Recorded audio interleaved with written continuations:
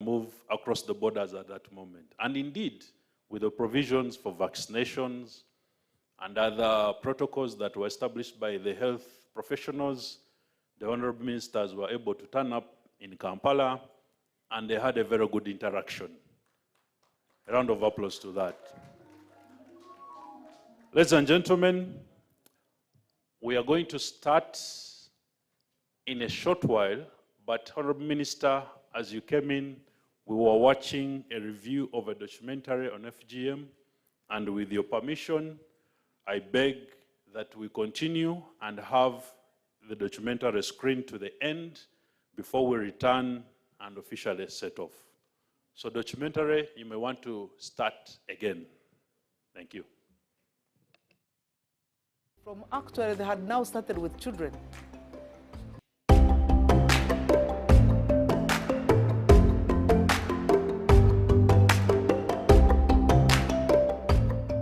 In 2009, Uganda joined other 16 countries in Africa where FGM is practiced, to put heads together to see how we put an end to FGM.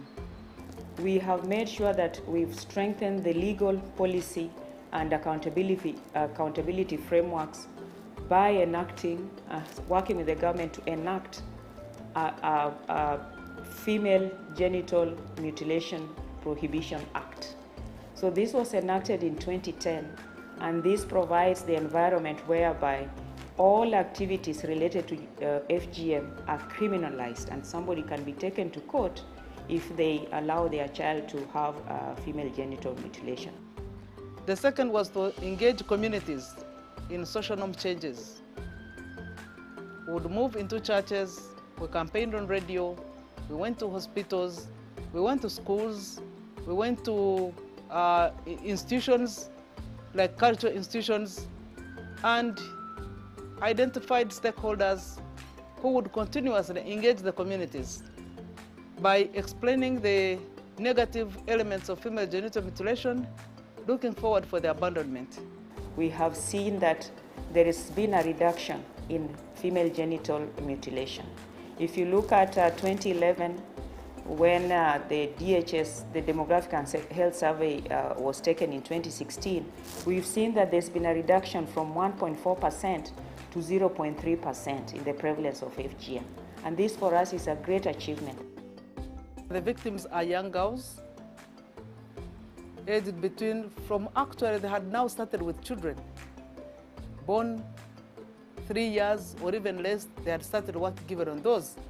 Many women are associated with fistula, and others in giving birth, of course, they have to struggle with a lot of pain, endure with a lot of pain. Of course, the body ruptures again when they are giving birth. It's like a scar, and every time you touch it, it ruptures. Secondly, the relationship between the man and the wife in their bed becomes a big challenge almost. Every time they interact, it becomes almost forceful. The surgeons, those women who are involved into the cutting, they are also feeling burdened with enforcing or imposing on those people something that has negative effects to them, and that has also occurred to them themselves. They would wish they abandoned it yesterday. Cutting is a no-go area, but how about an alternative? I think what we have to do for them is to really provide an alternative livelihood, because this has been their livelihood, and they will need other forms of livelihood so that they don't go back to FGM. Community level, we've also registered quite a big success. We have had over 30,000 communities pronouncing publicly and denouncing FGM. And I think a great example is the Sebei chief, Mzee Cameron, who was once a firm believer in FGM and is now a champion of ending FGM. Since we have been able to move from 1.4 prevalence rates from 2011 when we enacted the law, and in 2016 we were able to achieve results of a lower prevalence of 0.3. I believe that with these new mechanisms, which are friendly and locally developed will be able to lead us towards abandonment of female genital mutilation. We know what works. We've done this globally and for years in UNFPA and with UNICEF. So we need to accelerate and we need to scale up. So that is number one. The number two intervention that we have to do is really generate evidence. We have done this, but if you ask me today, how many women have you reached since 2008? We cannot answer this, and we know we've reached many. So documentation, gathering evidence and the data to inform further policy and programming will be critical. From the national level where you see me here, I am the face of a fight against FGM. We realized that the radio stations they listen to in Sebei and Karamoja part of the areas where FGM is still pronounced, is still dominant, are areas where we don't even have radio stations. So we are working with partners to see if we can establish radio stations in those particular areas so that people can continue to listen to the information, and we shall have specific programs running almost every day. Just like we have health programs, we have educational programs, this dialogue about female genital mutilation will be on a daily basis.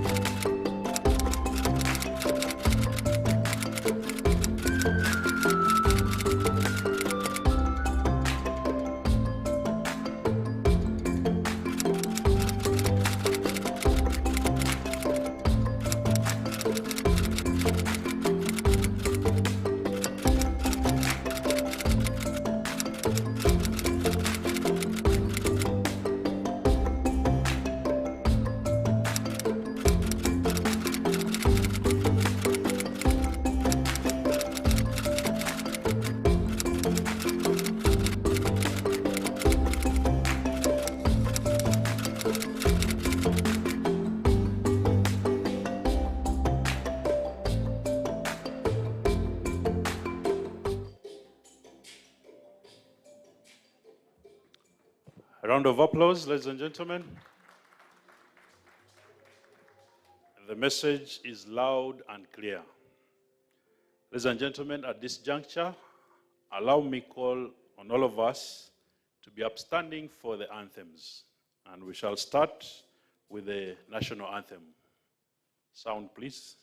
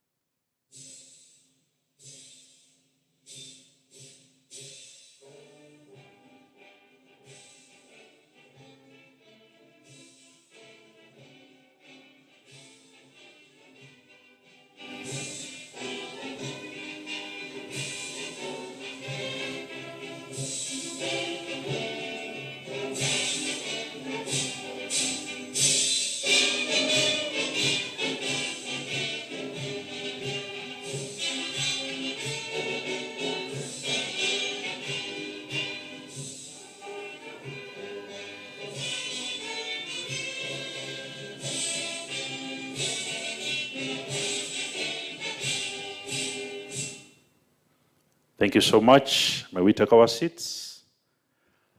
Honorable Minister, it's a pleasure to have you here on this auspicious occasion as we officially commemorate the International Day of Zero Tolerance to FGM and also officially launch Phase 4 of the joint program on the elimination of female genital mutilation. Here with you are a wide array of guests, both from the national level and at local government level. Several districts are represented here. Districts we work with in ensuring that FGM is eliminated are here with us. We have had an introduction before, but allow me to recognize especially a few of them guests that are here. From the districts, we have the LC5 chairpersons. If you could stand up and wave to the Honorable Minister once again. LC5 chairpersons, there they are. Resident district commissioners, please. If you could wave to the Honorable Minister. There they are. Thank you so much. We also have here with us the religious leaders. Religious leaders, please. There they are. Most welcome. And of course, the cultural leaders. Yes. Very good. Thank you for turning up. Allow me to recognize that here with us from the Parliament of Uganda, we have Honorable Irene Linda, who is representing the Chairperson Gender Committee. You're most welcome, Honorable. From the US Embassy, we have Mr. Skorsky there with you, right there. Human Rights Officer at the Embassy, the US Embassy, and representing the Ambassador of the United States. We also have from the ministry, we have the Chairperson, National Women's Council, Hajat Farida Chiboa, and the Commissioner, Gender and Women Affairs, Dr. Angela Nakafero, right now representing the Permanent Secretary. But we know that FGM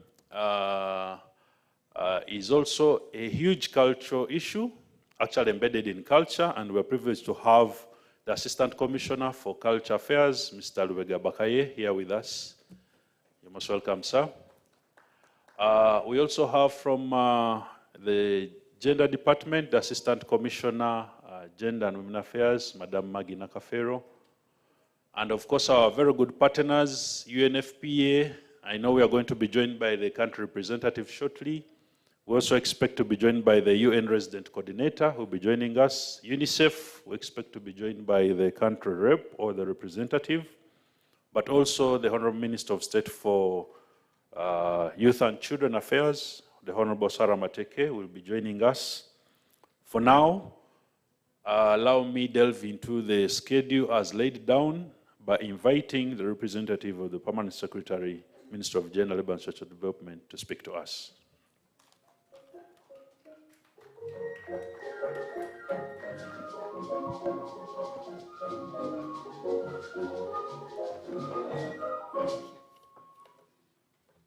Thank you very much, Frank.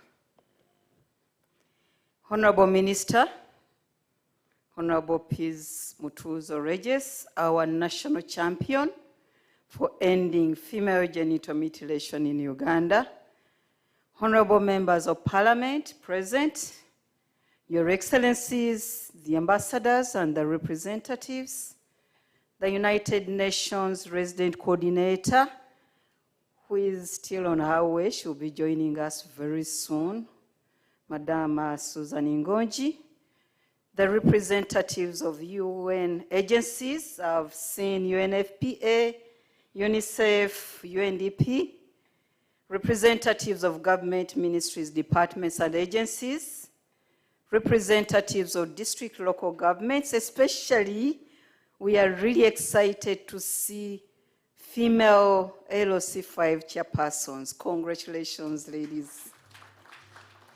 Representatives of civil society organizations, representatives of faith-based organizations, cultural institutions, you're very key in this advocacy and transformation.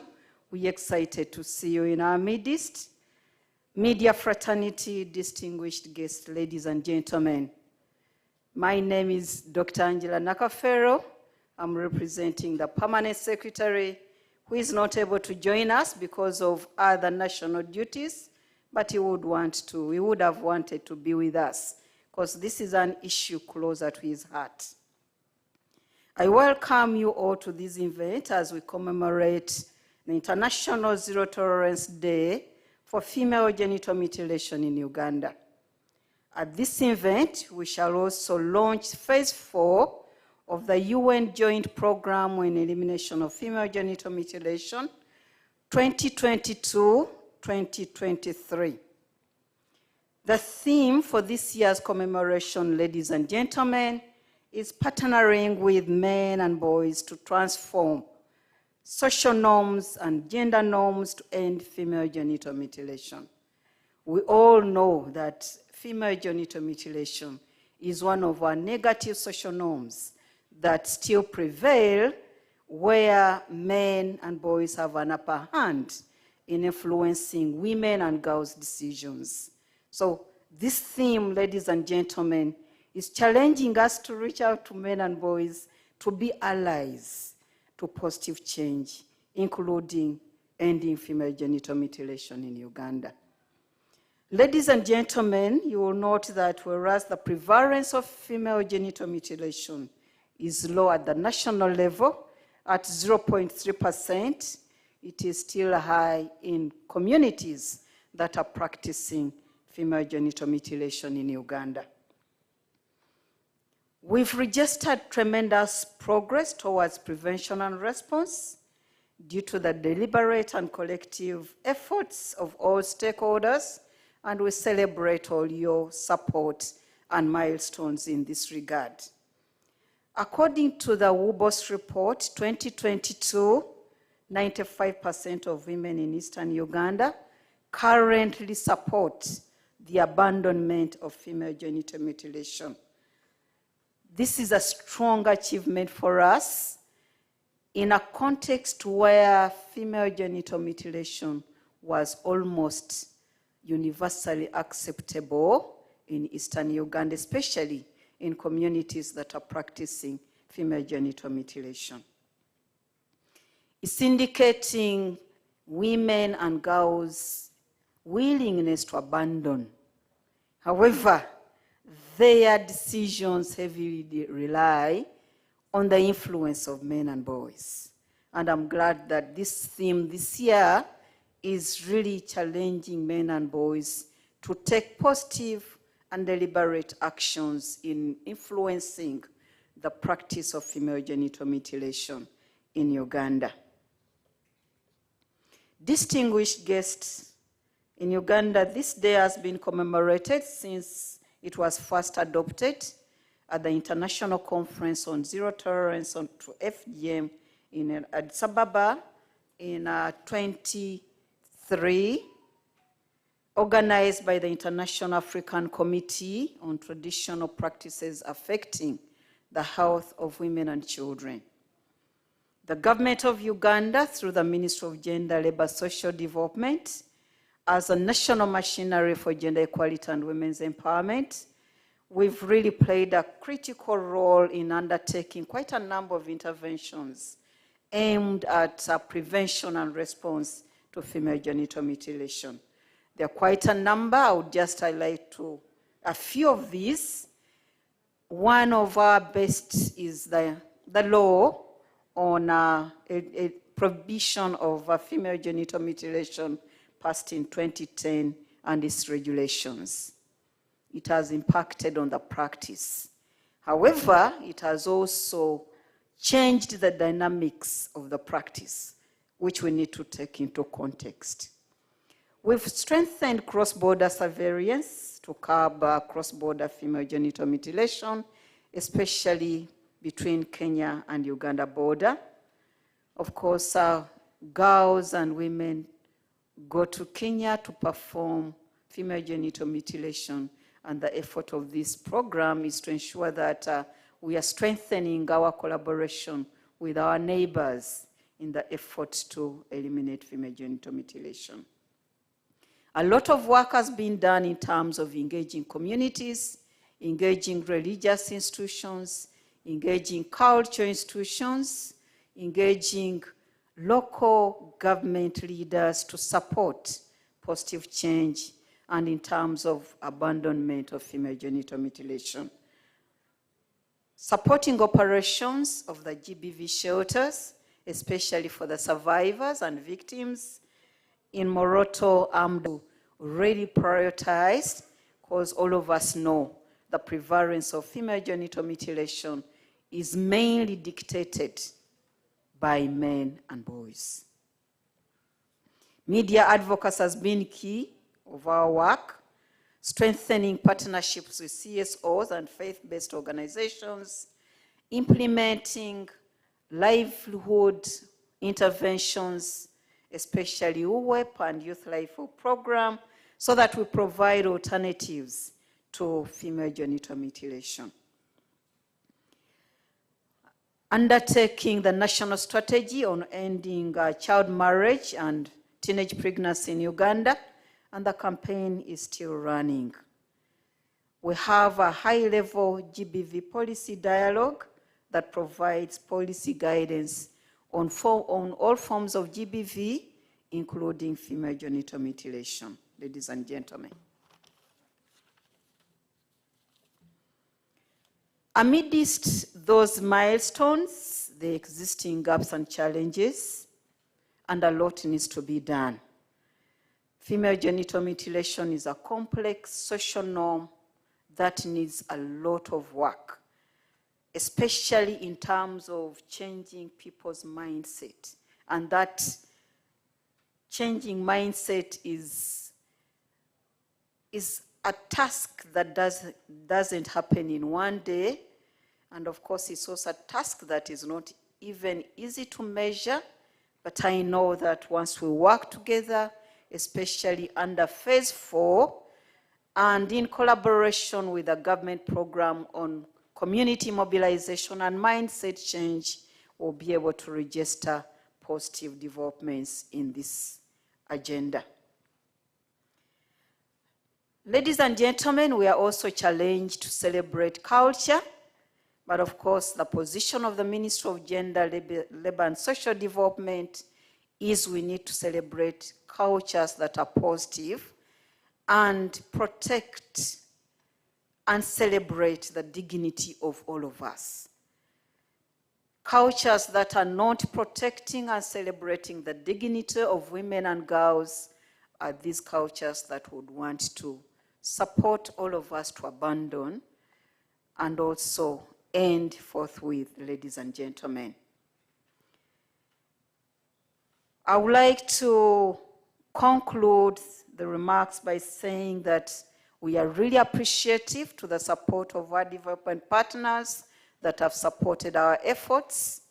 We appreciate the support of all stakeholders, and in particular, we appreciate the support of UNFPA and UNICEF for their continued financial and technical support under the UN Joint Program towards ending female genital mutilation in Uganda.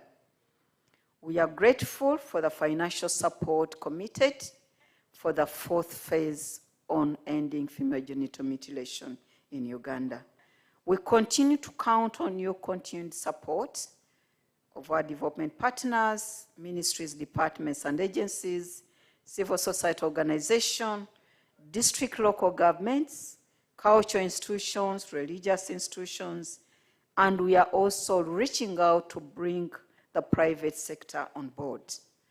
It is my honor to welcome you all to this national celebration, and I hope that as we discuss, as we listen to the presentations, as we listen to the experiences that is going to be shared by other people, we'll leave this room more energized and committed towards ending female genital mutilation in Uganda. Thank you very much, ladies and gentlemen, for listening to me, for God and my country.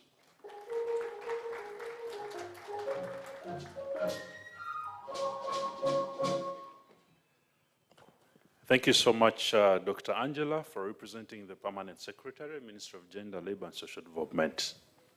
Ladies and gentlemen, join me in welcoming the country representative for UNFPA, Dr. Mary Otieno.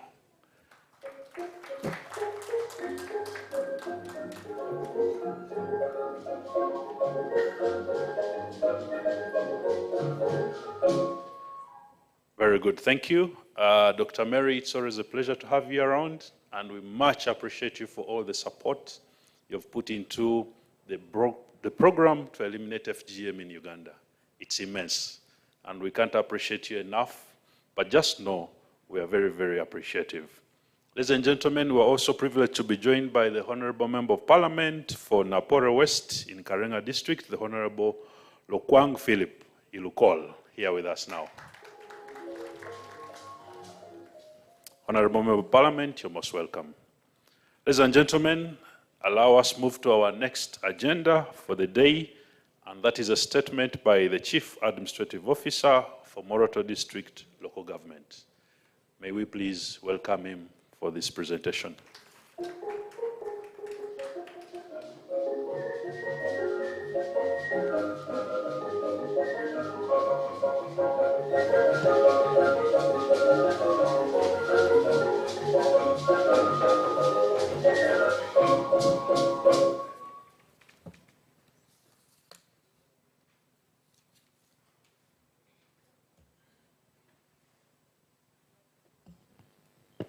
Again, I'm called Chelimo Alex. I'm the Chief Administrative Officer, Moroto. The chief guest, our minister, His Excellency, the ambassadors, the partners, the representative of the PS, the RDCs, the chairpersons, my colleagues, the cows, the religious leaders, all protocol observed.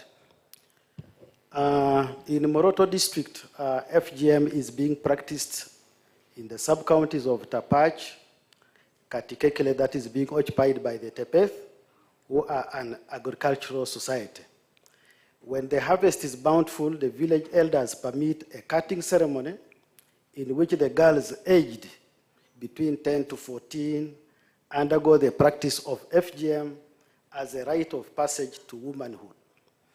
According to the 2016 Uganda Demographic and Health Survey, less than 1% of Ugandan girls and women undergo FGM. Although the national prevalence may seem low, in the communities where FGM is practiced, either among the Sabingi in Sabay region and among the Pokot, Tepeth and Kadam in Karamoja, the prevalence is still high. FGM situation in the district of Moroto. In August 2022, last year, 30 girls were mutilated in Nakojen village, Katikekele parish, in Tapach sub-county. Out of the 30 girls, 2 were from Moroto, and 28 were from Loro, and Amakuriat in Amudat and Kenya, respectively. FGM survivors put under emergency response. 1 girl was given treatment and other health services from Moroto Regional Referral Hospital, and she was put to the GBV shelter where she stayed for 1 month before she was integrated with her parents. Several assorted items such as sanitary pads, clothes, soap were given during integration with her parents. Activities implemented under FGM with support from UN, UNICEF, and UNFPA joint program, the district implemented mainly the following activities. There was community-to-community outreaches in various villages, in the kraals and other hotspot areas. There was also cross-border dialogues and coordination meetings. There was consensus building and public declaration meetings. There was also FGM across the border.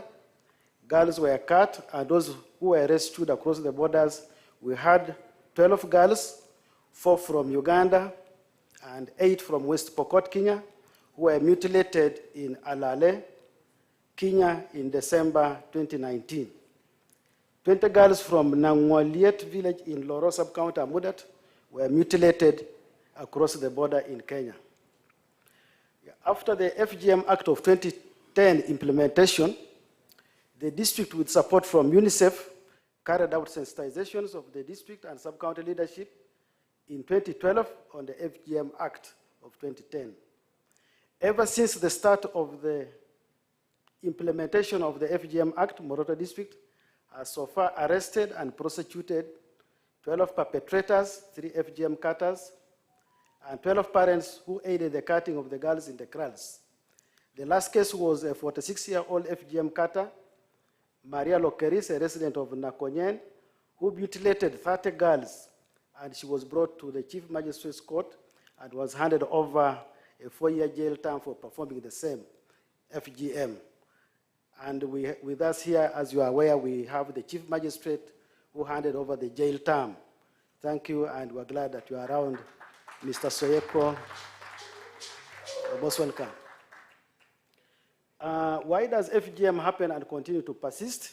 As we are all aware, FGM is a deeply rooted cultural practice, although the reasons vary from ethnic groups among the Sabini, Tepeth, Pokot, who are from Kapchorwa, Mudat, and Moroto, respectively. And as we all know, again, once a girl has been circumcised, she is deemed ready for marriage regardless of her age. Others say it is preservation of virginity and ensuring fidelity or faithfulness. And others is to do with identification with the cultural heritage, such as name calling, social integration and acceptance as a way to ensure that the girl is ready for marriage.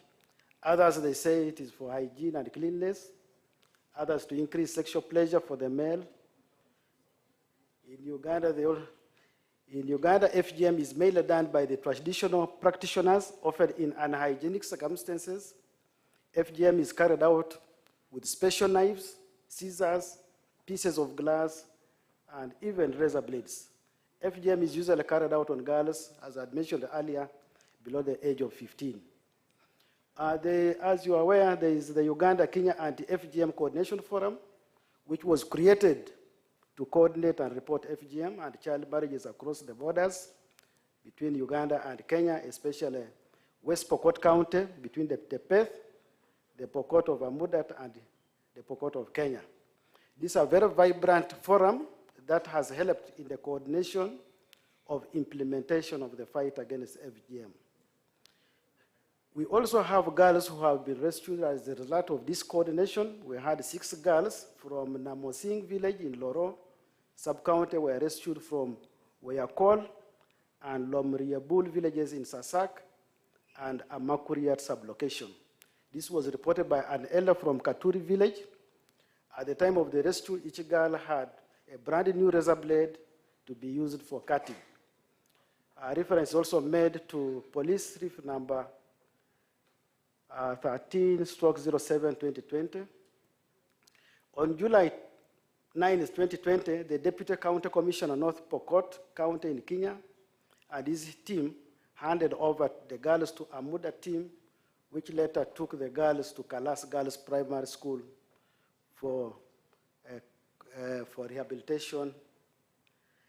We also have FGM hotspot areas, and these have been identified as Nasal, Kasitot, Kawamai, and Wayapong villages in North Pokot in Kenya.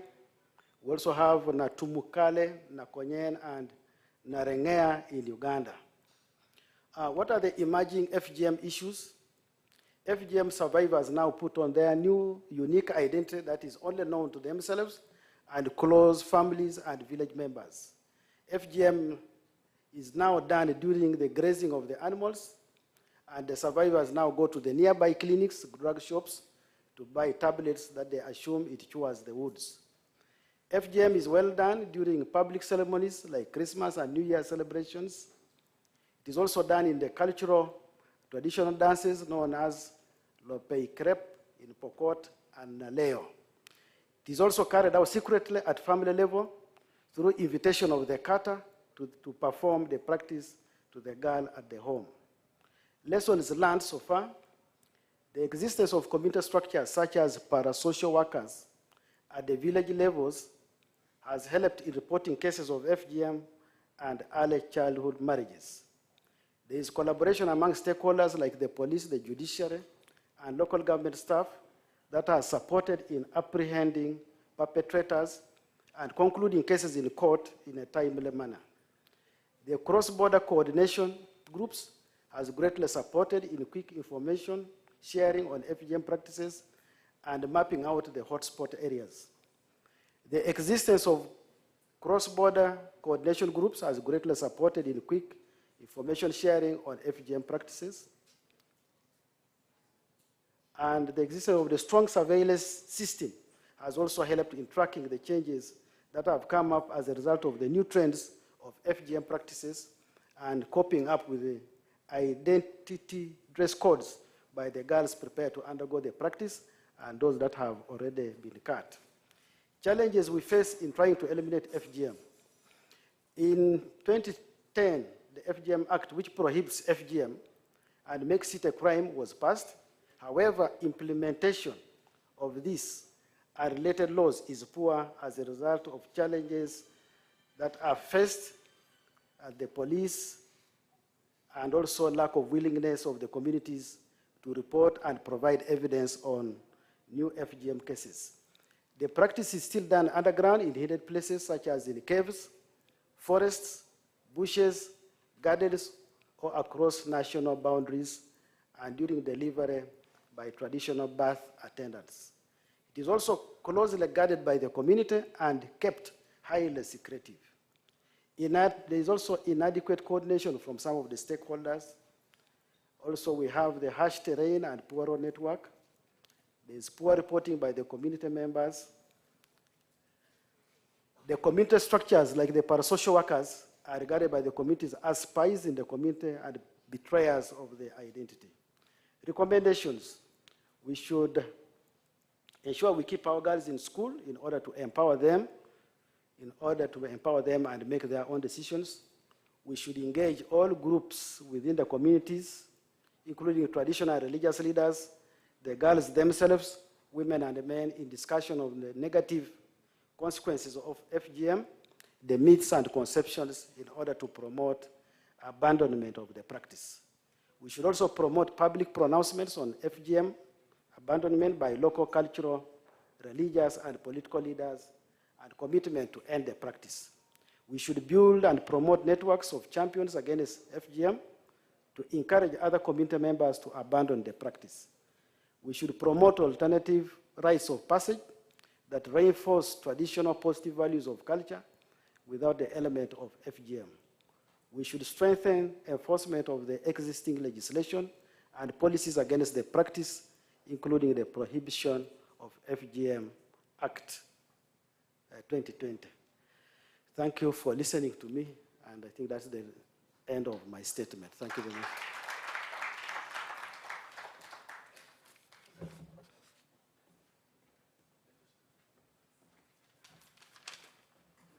Members, another round of applause to the COW, the Chief Administrative Officer for Moroto District Local Government, for giving us an insight into the dynamics of FGM in that area. Ladies and gentlemen, please join me in welcoming here with us now the Ambassador of Sweden to Uganda, Her Excellency Maria Håkansson.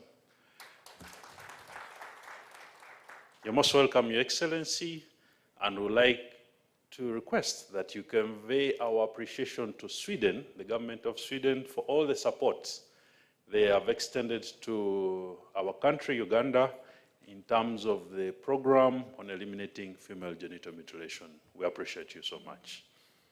Ladies and gentlemen, up next, we're going to be listening to a representative of the religious leaders, and therefore, join me in welcoming now Reverend Esther Mwandaula Sabiti, who is representing the religious leaders. A round of applause.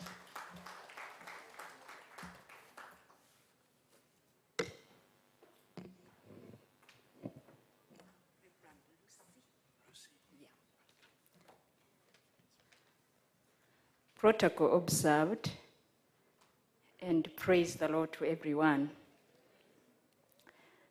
Today, February 8th, 2023, we join the government of Uganda and the rest of the world to commemorate the International Day of Zero Tolerance for FGM under the theme, Partnering with Men and Boys to Transform Social and Gender Norms to End Female Genital Mutilation.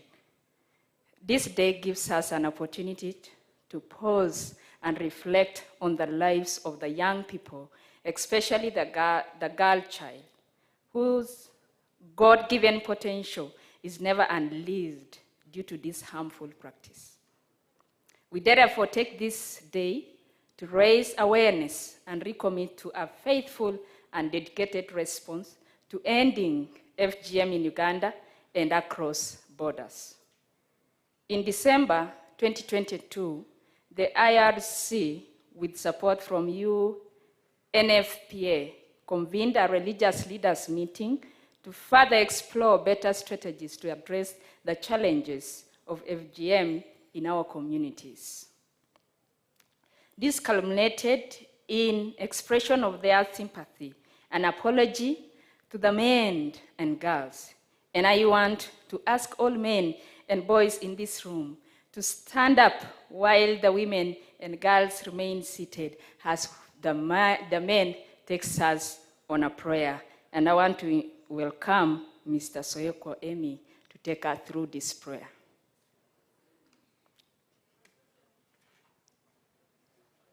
So men can stand.